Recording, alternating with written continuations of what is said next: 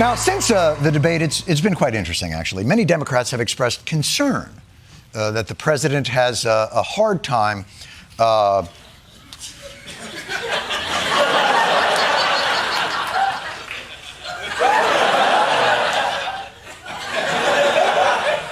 expressing thoughts.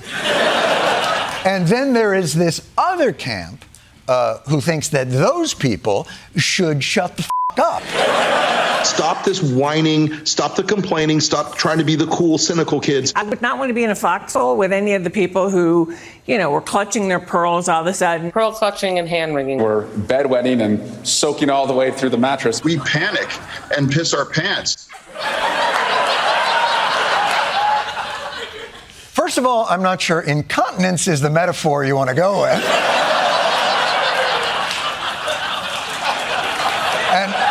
And second of all, when are we going to free Senator Fetterman from the Turkish prison he's being held in? I don't know, piss his pants.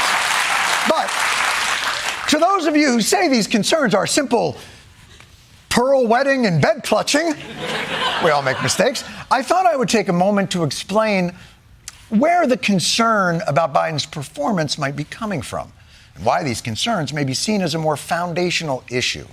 You see, even before the debate, there had been some troubling moments of disconnect from the president. Perhaps this chart could, if I may, sorry, the pen caps are made of Kevlar. Very difficult to. Perhaps this chart will illustrate and illuminate the point more clearly. For instance, in 2022, when we saw Biden give a shout out to Representative Jackie. Representative Jackie, are you here? Where's Jackie? I didn't think she was going to be here. Unfortunately, Jackie was dead. It's something that the president seemed to have known 6 weeks earlier when he released a condolence statement about her death. So,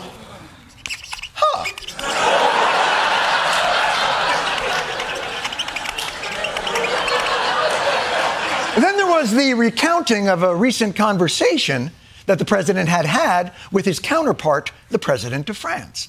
And Mitterrand from France looked at me and said,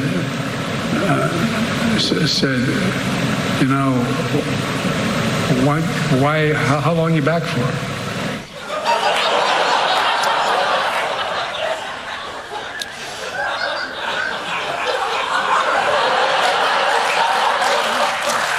Unfortunately, Mitterrand is also dead.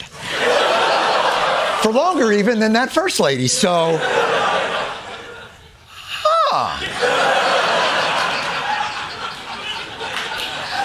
And even on teleprompter, things continue to... Like the reading of the instructions people sometimes add to teleprompter scripts.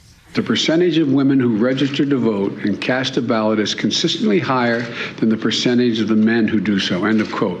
Repeat the line. At the Catholic school I went to was a guy named Riley, last name. 4 more years.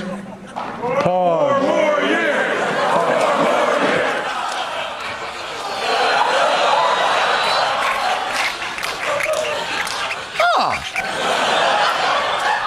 Then, of course, to be fair, State of the Union. Concern dropped a little bit at the State of the Union. He kind of nailed it. But then the debate happened, and we kind of, what the f***? What?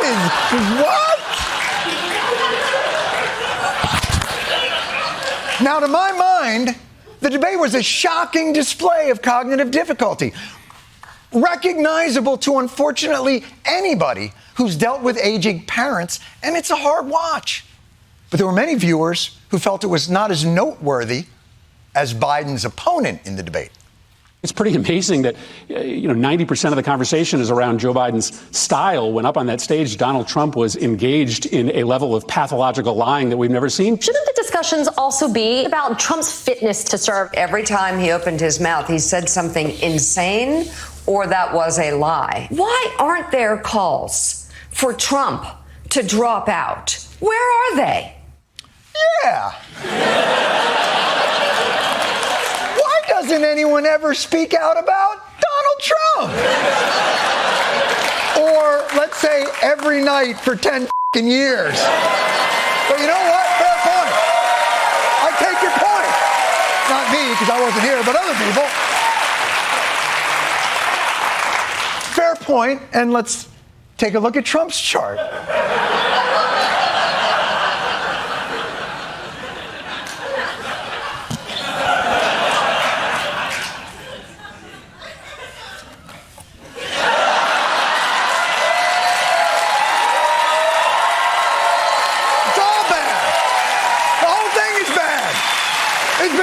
It's been bad since he started with grab him by the pussy. I mean, what are you going to do? The whole thing's been bad. The whole thing. The difference is this. I will tell you the difference. I will tell you the difference. The difference is Trump delivered at the debate to expectation. We expect him to be crazy. But Biden's performance and inability to articulate at times was stunning. Like, I could not believe what I was watching. Just thinking about it again just makes me want to rip up my... Why do we make this out of such strong material?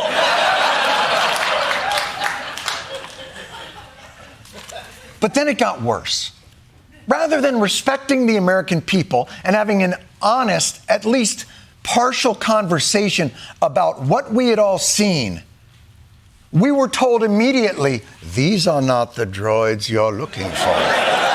He has a stutter. He hasn't debated in 4 years. He was almost over-prepared. He had an off night. People have an off night. You know, the president traveled 6 time zones forward to G7, and he was also continued to do his presidential duties. And also he had a cold. He was jet lagged.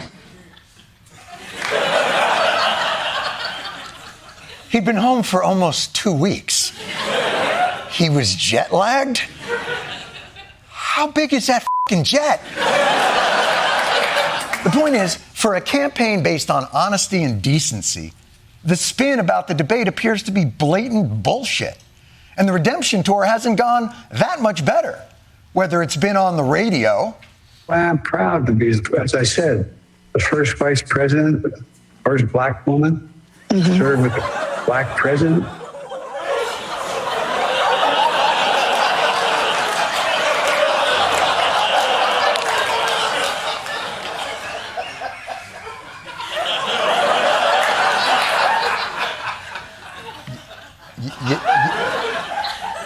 Yes, Queen.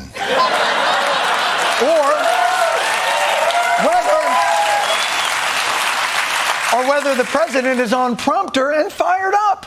Well, let me say this as clearly as I can. I'm staying in the race. I'll beat Donald Trump. I will beat him again in 2020. I got to tell you, somehow, confusion with confidence is even more unsettling. Or when the president sat down with George Stephanopoulos to prove once and for all how cogent he is and to film a bronzer ad. Orange man good? None of this was reassuring. And we're told that the threat of Trump is so great and the stakes are so high that even bringing up these absolutely legitimate concerns about the president's ability to do the most vigorous job in the world for the next 4 years is enabling fascism. Yet even the president doesn't seem particularly alarmed. If you stay in and Trump is elected and everything you're warning about comes to pass, how will you feel in January? I feel as long as I gave it my all and I did the goodest job as I know I can do. That's what this is about. That's not what this is about! There are no participation trophies in endgame democracy. Oh, yes. I remember FDR saying, well, if the Nazis take over Europe, at least both teams had fun. And it's really troubling. as this new information has been introduced, we just learned about this, and now we're all being told, well, you should have thought of that before you knew it. We can't go against the will of the voters. Democrats who voted in all 50 states in the primary, that is who they want to be their nominee. He's the nominee because millions and millions of people voted for him to be our nominee. And he will be our nominee. End of story. There was no real primary. Biden ran against Dean Phillips. That's not even a real person. That's a stock photo on the package for a garden hose. It's not a person. It's AI. And let me say this. Authoritarianism and Donald Trump aren't the only threats our democracy faces. An arthritic status quo, unable or unwilling to respond in any way to the concerns of voters who just received new and urgent information about their candidate, also erodes confidence and faith in the system of government. Get on board or shut the up is not. Yeah.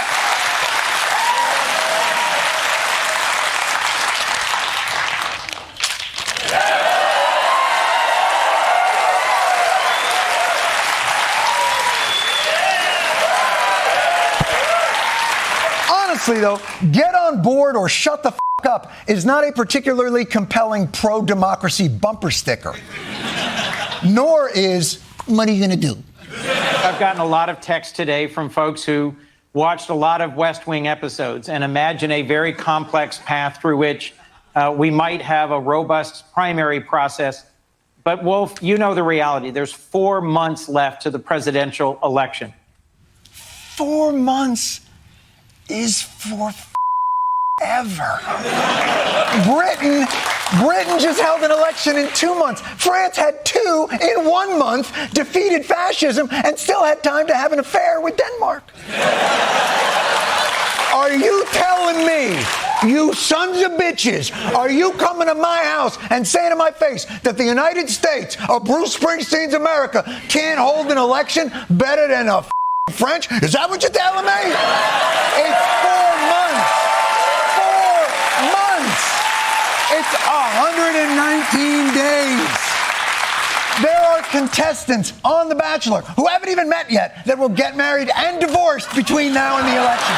We have nothing but time. And by the way, I am in no way saying Biden's got to drop out, but can't we stress test this candidacy? Can't we open up the conversation?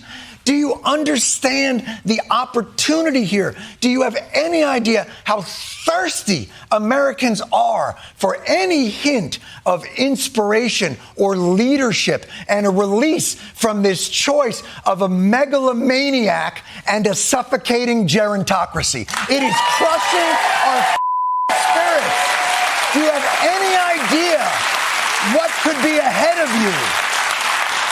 All we want is for someone to keep it 100. The percentage, not the age. That's all we want. Here's an idea. I'll spitball it. It's last minute. But why don't we try and get all the Democrats together in, 6 weeks' time? We could get everybody to fly into some Midwestern town, maybe like one adjacent to important swing states. Let's call it Chicago. And they could spend, 4 days there because nobody works Fridays anymore. And on Monday, anybody who wants to gives their sales pitch of how they can make democracy more responsive to the people it is supposed to serve. You could bang it out. On Tuesday, the winners could move on to the next round and then face Biden. They could face Biden. Biden had a bye. Wednesday would be an off day, bus tour to find the restaurant from the Bear. Thursday, the party emerges, energized, unified, sanctified. You could televise the entire proceeding for 4 days. You could call it, The Apprentice. I'm just workshopping here. So, feel free to ignore any obvious weaknesses in your team's existential fight for freedom and democracy. And then just white-knuckle this thing till November.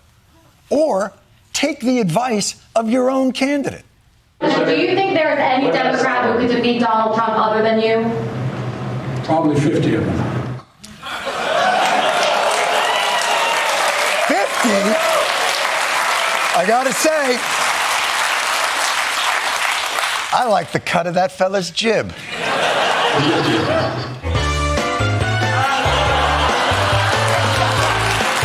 Joe Biden shit the bed, and now his campaign is trying to desperately change the conversation back to Joe Biden's opponent. New reporting today on a plan from President Joe Biden. It's a plan to tie Donald Trump to Project 2025 and focus on what a second Trump presidency could look like. Democrats have been shouting from the rooftops that this Project 2025 is a blueprint for Trump to gut democracy if he wins. The DNC purchased 5 new billboards in Miami, tying Trump to Project 2025 today. The current president, Joe Biden, just tweeted, Google Project 2025. He wants us to Google it?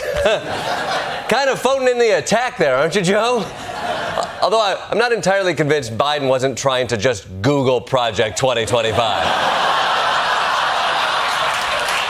I mean, his next tweet's gonna be, Alexa, how do you win a debate? But yes, if you haven't Googled it yet, Project 2025 is a 900-page blueprint for Donald Trump's second term. It's basically conservative fan fiction, which could very well become fan reality. And it's full of terrifying proposals that range from burning more fossil fuels to outlawing pornography, which is bad news for people who like to masturbate and horrible news for people who like to masturbate to our flourishing coral reefs. Maybe it's just me, I don't know. The people behind Project 2025 were some of Donald Trump's top aides, but apparently it's getting a little too controversial for Trump now because he's running away from it like it's a disabled veteran who wants a selfie. Donald Trump chose today to try to distance himself from Project 2025. On Truth Social today, Trump wrote, I know nothing about Project 2025. I have no idea who's behind it. I disagree with some of the things they're saying, and some of the things they're saying are absolutely ridiculous and abysmal. Anything they do, I wish them luck, but I have nothing to do with them. Really? You expect us to believe Donald Trump didn't read a 900-page, okay, now that I'm saying it, I hear it, yes. I hear it. I do. Okay, I do. Okay. Well, let's look at this. Okay, this is textbook Trump. He hides his dog whistles next to some plausible deniability. Every tweet is like a Cheesecake Factory menu, you know? There's something for everybody. And he doesn't mind if it's full of contradictions. He hasn't read Project 2025, but he likes parts of it. He has no idea who's behind it, but he hired most of them. He thinks it's abysmal, but he wishes them luck. He's got one hand in his pocket and the other one's giving a high five. By the way, if Trump's saying, I don't know who these people are, but I wish them luck, sounds both odd and oddly familiar, it might be because of this. President Trump was asked late today about Jeffrey Epstein's alleged co-conspirator, Ghislaine Maxwell. I don't know. I haven't really been following it too much. I just wish her well, frankly. Here's a tweet idea for Joe Biden. Google Ghislaine Maxwell. But yes, the Biden campaign would love the media to start talking about Project 2025 so they can stop talking about things like this. News broke today that a military doctor specializing in Parkinson's visited the White House 8 times in 8 months. 8 times in 8 months? That is shocking. I can't get one doctor's appointment in 8 months. I had to go to the CVS Minute Clinic to get my tubes tied. Now, as it turns out, this doctor only examined Biden during his annual physicals, and the other visits were for other people at the White House. So this story might have blown right by until this happened. The White House today facing repeated questions about President Biden's medical history. Has the president been treated for Parkinson's? No. Is he being treated for Parkinson's? No, he's not. Is he taking medication for Parkinson's? No. But the press secretary refused to confirm that Dr. Kevin Kennard, an expert on Parkinson's disease, visited the White House 8 times from last summer to this past spring. Hold on a second. That's what you should be able to answer by this point. Wait, no. No, wait a minute. Ed, please. A little respect here, please. It is. You're Dr. asking me. Kevin Kennard come to the White House But I also said to you, Ed, I also said to you, for security reasons, we cannot share names. We cannot share names. Look, I know she's trying to protect people's privacy, but anytime you're being that cagey with information, it just makes it look like you're hiding something. It almost would have been better to just make something up, like Joe and Jill and Dr. Parkinson's are in a throuple. I mean, do you want the youth vote or not? Now, the reason why Trump is having a blast on the campaign trail is because his opponent, Joe Biden, whose poll numbers are hovering somewhere between uh-oh and oh shit. But worry not, Biden's team has a plan. Tomorrow he'll hold a press conference to show that he's fully in charge of all his faculties. Unfortunately, their branding isn't helping. The next test is what the White House says will be some kind of a big boy press conference. He'll have a press conference, a big boy press conference, his big boy press conference, a big boy press conference. I guess a big boy press conference is what we're calling it. Oh my God, stop saying big boy press conference. It sounds like he's going to show everyone that he can tie his own shoes. Although, at this point, it would be reassuring to see him do that. But some Democrats aren't waiting to see whether Biden can get through his big boy presser without a binky. Now, every day brings new lawmakers openly questioning whether Biden should remain as the nominee. And today, one of the party's biggest names weighed in. Nancy Pelosi passed up a golden opportunity to say President Biden should stay in the race. Does he have your support to be the head of the Democratic ticket? As long as the president it's up to the president to decide if he is going to run. We're all encouraging him to make that decision because time is running short. He's beloved. He is respected, and people want him to make that decision. Keep in mind, Biden has said about 50 times that he's staying in the race. He's like, I'm not going anywhere. The Lord Almighty couldn't get me out of this race. And Pelosi's going, yep, great. Just let us know when you decide. Clock's ticking, tick-tock. I mean, that's the same energy my mom had when I told her I was going into comedy. She still calls me up today like, have you made a decision about medical school yet? By the way, it probably doesn't help that as she was speaking, I kept thinking, man, I wish that Biden could channel the youth and vigor of Nancy Pelosi.